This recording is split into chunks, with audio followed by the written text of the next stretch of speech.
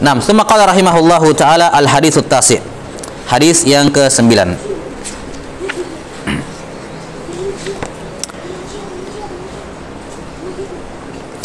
An Abi Hurairah Abdurrahman ibni Sakhrin radhiyallahu anhu annahu qala sami'tu Rasulullah sallallahu alaihi wasallam yaqul ma nahaitukum anhu fajtanibuhu wa ma amartukum bihi faf'alu minhu mastata'tum.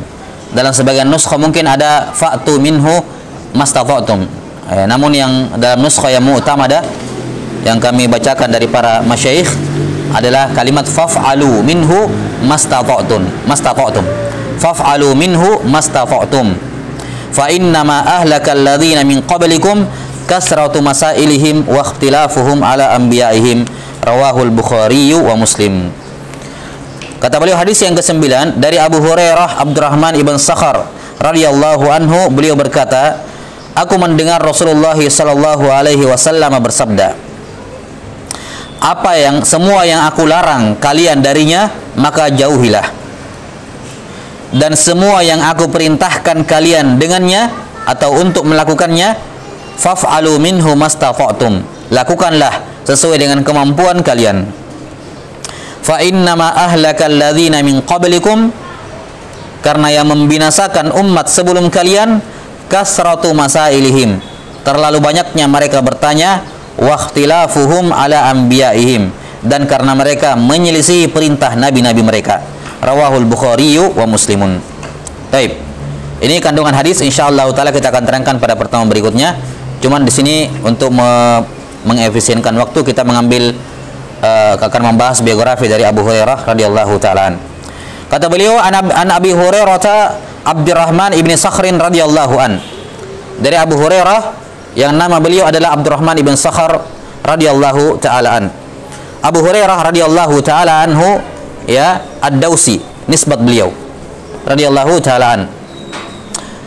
Para ulama berbeda pendapat mengenai nama beliau. Ya. Al-Hafidz Ibnu Hajar rahimahullahu taala menyebutkan sekitar 34 pendapat ya di kalangan para ulama mengenai siapa nama beliau. 6. Yang disebutkan di sini oleh Imam Nawawi rahimahullah, yakni Abdurrahman bin Sakhar, ini merupakan pendapat yang dipilih oleh jumhur, oleh kebanyakan ulama. Ya. Dan ini yang disahihkan oleh Ibnu Abdul Bar. Ini yang disahihkan oleh Ibnu Abdul Bar, juga disahihkan oleh Imam Ar-Rafi'i dan An-Nawawi rahimahumallahu taala. Ya, bahwa namanya adalah Abdurrahman ibn Sakhar. Abdurrahman ibn Sakhar. 6. Muhammad ibn Ishaq bin Yasar meriwayatkan dengan sanadnya, ya. Kata beliau, haddatsani ba'du ashabina an Abi Hurairah. Kata Muhammad bin Ishaq bin Yasar, sahibul Maghazi, penulis kitab Al-Maghazi yang diringkas oleh Ibnu Hisham menjadi sirah nabawiyah, ya. Kata Ibnu Ishaq rahimahullah, sebagian guru-guru kami menceritakan kepada kami dari Abu Hurairah bahwa Abu Hurairah berkata, ini sanadnya walaupun terputus tapi ini yang dijadikan sandaran oleh kebanyakan ulama, ya. Kata Abu Hurairah, kana ismi fil jahiliyah Abdu Syamsin, ya, Abdu Syams, fasummitu fil Islam Abdurrahman. Dulu nama saya waktu jahiliyah adalah Abdu Syams. Nama saya waktu jahiliyah adalah Abdu Syams. Maka setelah saya masuk Islam, saya diberi nama Abdurrahman. Saya diberi nama Abdurrahman. Ya, maka ini dalil yang digunakan oleh jumhur ulama, mengatakan atau yang dipilih oleh kebanyakan ulama bahwa nama beliau adalah Abdurrahman ibn Sakhar. 6.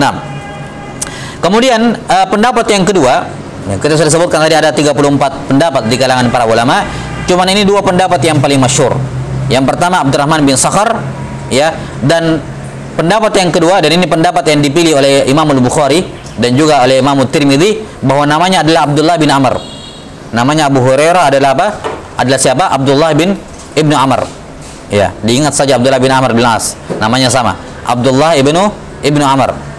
Ini adalah pendapat yang dipilih oleh Imam Al-Bukhari dan diikuti oleh Imam Tirmidzi rahimahullahu taala. Beliau sebutkan di awal kitabnya, di awal kitab Sunan. Ya, di mana Tirmidzi rahimahullahu taala di antara kebiasaan beliau juga menyebutkan nama sahabat di awal-awal. Maka ketika beliau pertama kali menyebutkan hadis Abu Hurairah dalam Sunan Tirmidzi, beliau menyebutkan namanya Abdullah bin Amr, mengikuti gurunya Imam Al-Bukhari rahimahumullahu taala. Jelas ya? Ini dua pendapat yang paling masyhur di kalangan ulama, dan Imam Nawawi di sini memilih pendapat kebanyakan ulama, yakni namanya Abdurrahman ibnu Sakhar. Nah, adapun kunyah beliau, kunyah beliau adalah Abu Hurairah. Disebutkan dalam Sahih Bukhari dalam dua tempat. Ya. Terkadang disebutkan Abu Hurairah, kadang disebutkan Abu Hir, dikatakan ya Abahir. Dalam riwayat lain ya Aba Hurairah. Ya, ini maknanya sama. Ya, maknanya sama. Ya, beliau digelari Abu Hurairah ya dikarenakan apa? Beliau biasa membawa hir, kucing kecil. Kucing apa? Kucing kecil. Ya, ketika beliau mengembala kambing, ya, atau apa ketika beliau sudah masuk Islam. Karena itulah para ulama kemudian berbeda pendapat siapa yang memberikan kunyah kepada beliau ini, Abu Hurairah. Sebagian ulama mengatakan bahwa yang memberikan kunyah kepada beliau adalah Nabi sallallahu alaihi wasallam. Karena beliau tadi ketika di Madinah, beliau apa? Biasa membawa kucing.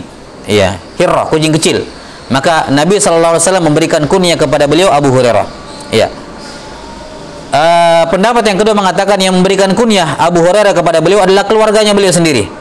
Dikarenakan dulu ketika masih belum masuk Islam, beliau mengembalakan kambing keluarganya sambil membawa kucing. Maka beliau pun diberikan kunyah oleh keluarganya, anta Aba Hir, atau anta Abu Hir, engkau adalah Abu Hir atau Abu Hurairah. Ya. Jelas ya, ini dua pendapat di kalangan para ulama mengenai siapa yang memberikan kunyah kepada beliau. 6. Dan Ibn Abdul Bar rahimahullah lebih memilih pendapat yang pertama, yang mengatakan bahwa Nabi sallallahu alaihi wasallam yang memberikan kunyah Abu Hurairah kepada beliau. Walaupun sebagian ulama memandang bahwa hadis yang menyatakan ya bahwa Nabi sallallahu alaihi wasallam yang memberikan kunyah kepada beliau itu hadisnya tidak sahih. Hadisnya tidak sahih. Yang sahih justru kisah keluarganya tadi yang memberikan kunyah kepada beliau dengan Abu Hurairah. Ini kisahnya sahih dalam riwayat Imam Tirmidzi dengan sanad yang hasan. Dengan sanad yang hasan. Ya. Karena itu sebagian ulama memilih merujukkan pendapat yang kedua, yakni yang benarnya yang memberikan kunyah Abu Hurairah adalah keluarga beliau karena kisahnya sahih dalam riwayat Imam At-Tirmidzi. Iya. Dan sebagian ulama memandang mengompromikan. Mereka mengatakan ya sudah, kita gabungkan saja dua-duanya. Kita katakan yang pertama kali memberikan kunyah kepada beliau keluarganya dulu, baru belakangan Nabi sallallahu alaihi wasallam untuk mengompromikan dua riwayat. Ya, cuman ini metode kompromi ini kurang tepat juga. Kenapa? Karena kompromi hanya bisa ditempuh kalau dua-duanya sahih. Sementara riwayat bahwa Nabi yang memberikan kunyah kepada Abu Hurairah itu riwayatnya dhaifah. Hadisnya tidak sahih, maka tidak perlu dikompromikan. Jelas ya? Wallahu taala alam bisawab.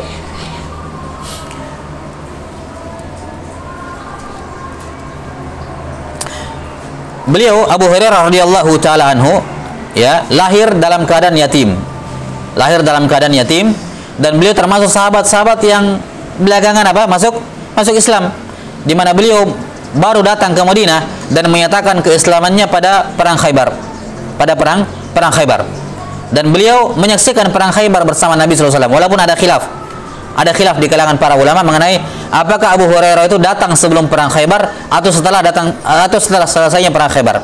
Sebagian ulama mengatakan beliau menyaksikan perang Khaybar, yakni masih Islamnya sebelum perang Khaybar atau di tengah-tengah perang Khaybar. Sementara sebagian pakar sirah yang lain mengatakan bahwa Nabi sallallahu alaihi wasallam sudah selesai perang Khaybar, beliau sudah mau beranjak pulang ke Madinah, baru Abu Hurairah datang menyatakan keislaman. Ya, datang setelah selesai perang Khaybar, kemudian Nabi sallallahu alaihi wasallam datang kembali ke Madinah dan Abu Hurairah menyatakan keislamannya. Wallahu a'lam bishawab. Ini dua riwayat di kalangan ahli sirah mengenai apakah Abu Hurairah hadir di perang Khaybar atau tidak. Ya, ada yang mengatakan hadir dan ada yang mengatakan tidak hadir. Nah, namun sejak beliau masuk Islam, beliau terus-menerus bersama dengan Nabi sallallahu alaihi wasallam. Beliau mulazamah dengan Nabi sallallahu alaihi wasallam. Dikatakan yaduhu ya ma'yadin Nabi sallallahu alaihi wasallam. Tangannya itu bersama dengan tangan Nabi sallallahu alaihi wasallam. Ini ungkapan di kalangan orang Arab untuk menyatakan bahwa dia betul-betul mengikuti, ya, ketat mengikutinya. 6. Sehingga jadilah beliau radhiyallahu an sebagai sahabat yang paling banyak ya menghafalkan hadis Nabi sallallahu alaihi wasallam.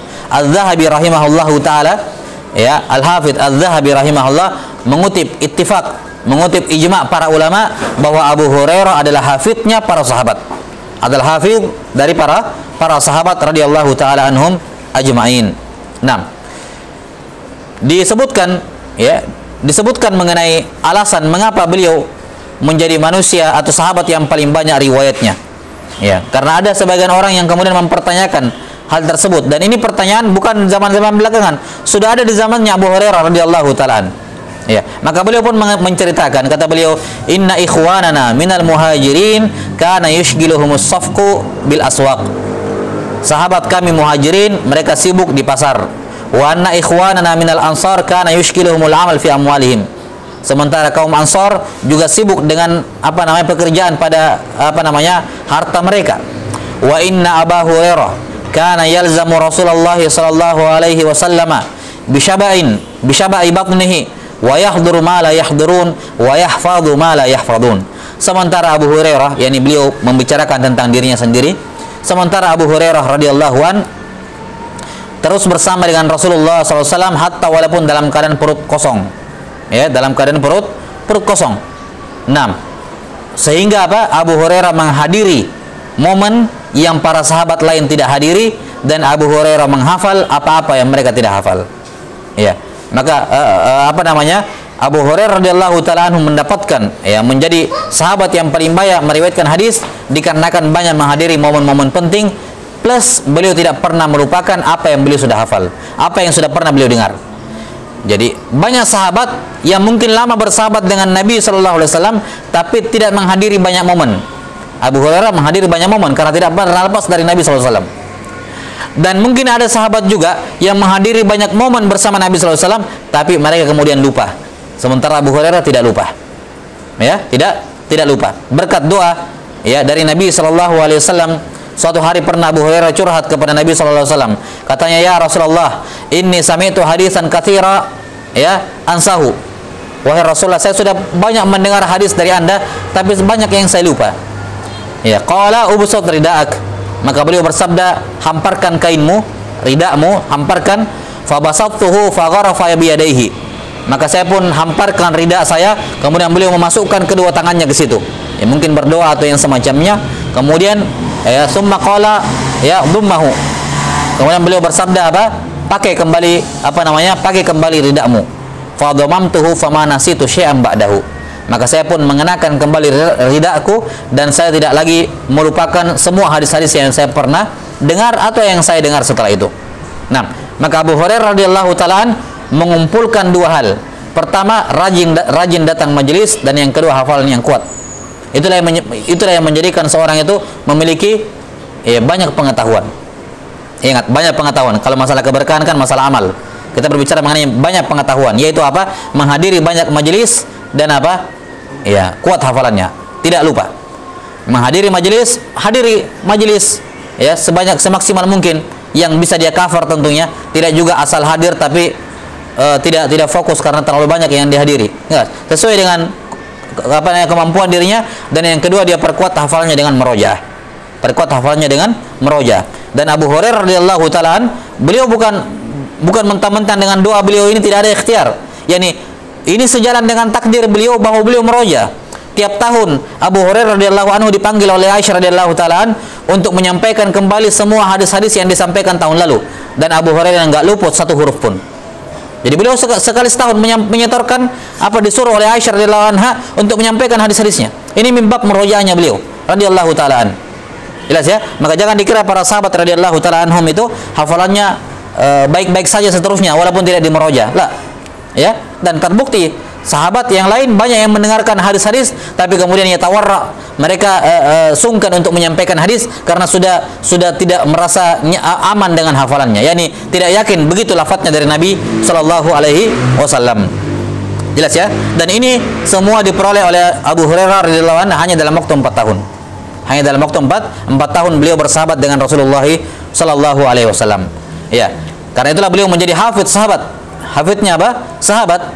Beliau menjadi sahabat yang paling banyak meriwayatkan hadis dari Rasulullah Shallallahu Alaihi Wasallam dengan total 5.374 hadis. 5.374 hadis. Ya. 6. Satu-satunya sahabat yang hadisnya lebih dari 5.000. Ya, 5.374 hadis. 6. Selain berilmu, Abu Hurairah radhiyallahu taala anhu juga adalah seorang yang abid, ahli ibadah. Ya, beliau, keluarganya, istrinya, pembantunya, budaknya, semuanya dikenal sebagai keluarga yang menghidupkan malam mereka. Yang menghidupkan malam mereka. Ikrimah rahimahullahu taala berkata, "Kana Abu Hurairah yusabbihu kulla yaum bisnai asyara alf tasbihah." Bahwa Abu Hurairah radhiyallahu taala anhu bertasbih 12.000 tasbih setiap hari. Ya, 12.000 tasbih setiap hari. 6. Kemudian beliau radhiyallahu taala anhu ya pernah juga ditunjuk menjadi gubernur, ya. Pernah ditunjuk menjadi gubernur Bahrain oleh siapa? Umar bin Khattab radhiyallahu taala. Dan Bahrain zaman dahulu bukan Bahrain yang sekarang. Bahrain zaman dulu lebih luas cakupannya, melingkup daerah-daerah negara-negara di sekitarnya zaman sekarang. Bahrain zaman dulu itu luas. Ya. 6. Beliau pernah ditunjuk oleh Umar bin Khattab menjadi gubernur di Bahrain, ya. Sampai kemudian beliau digantikan. Ada iskal, ada sedikit iskal, ya. Maka beliau kemudian diganti oleh Umar bin Khattab radhiyallahu taala anhu. 6. Kemudian beliau ingin dipindahkan oleh Umar ke wilayah lain, namun Abu Hurairah radhiyallahu anhu menolak. Kemudian pada masa kekuasaan atau kekhalifaan Muawiyah bin Abi Sufyan, beliau ditunjuk menjadi gubernur Madinah. Abu Hurairah radhiyallahu anhu pernah ditunjuk menjadi gubernur Madinah sampai kemudian digantikan oleh Marwan. Marwan ibnul Hakam, ya, Marwan ibnul Hakam. 6. Beliau radhiyallahu taala anhu ya tinggal di Madinah sejak datang ke Madinah, ya. Sejak datang ke Madinah beliau terus tinggal di Madinah sampai beliau wafat di Madinah. Ya, dan sebagian ulama mengatakan beliau wafat di Aqiq. Wafat di Aqiq. Ada yang mengatakan wafat di Madinah dan ada yang mengatakan wafat di Aqiq pada tahun 59 Hijriah. Pada tahun 59 Hijriah, ada yang mengatakan pada tahun 58 Hijriah. Ya, ini sejalan dengan doa Nabi, doa beliau, ya, di mana diriwayatkan bahwa Abu Hurairah pernah berdoa, Allahumma la tudrikni sanata sittin. Ya Allah, jangan biarkan saya sampai pada tahun 60 Hijriah. Maka beliau pun wafat pada tahun 69. Dan ada yang mengatakan tahun 59 dan ada yang mengatakan tahun 58. Yang jelas sebelum tahun 60 Hijriah. 6. Beliau radhiyallahu anhu, jenazah beliau disolati oleh Al-Walid ibn Utbah yang ketika itu merupakan gubernur Madinah. Taib wallahu taala alam bisawab. Saya kira ini berkenaan dengan biografi dari Abu Hurairah. Nah, nasallallahu taala yu'allimana mimma yanfa'una wa ayyanfa'ana bima 'allamana innahu waliyyu dzalika wal qadiru alaih. Subhanakallahumma wa bihamdik asyhadu an la ilaha illa anta astaghfiruka wa atubu ilaik. Walhamdulillahirabbil alamin.